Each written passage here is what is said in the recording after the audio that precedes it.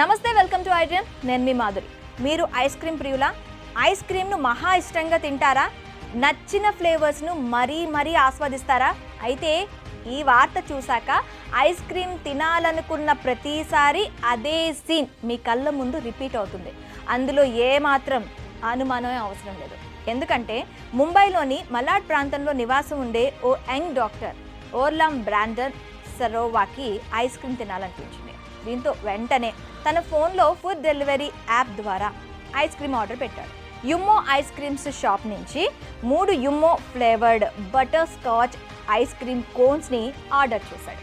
నిమిషాల్లో ice creams ఇంటికి delivery అయ్యాయి. ఇంతవరకు అంతా బాగానే జరిగింది. ఎంతో ఆశతో ఆర్డర్ చేసి మరీ తెప్పించిన ఐస్ క్రీమ్ తీసుకొని తినడం మొదలుపెట్టాడు.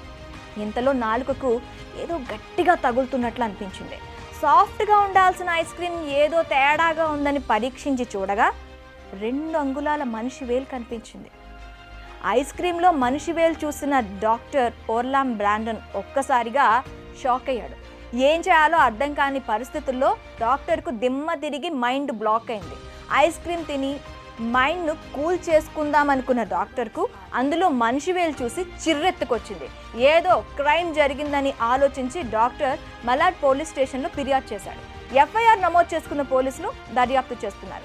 ఐస్ క్రీమ్లో దొరికిన ఆ ఫింగర్ను ఫోరెన్సిక్ ల్యాబ్కు పంపారు.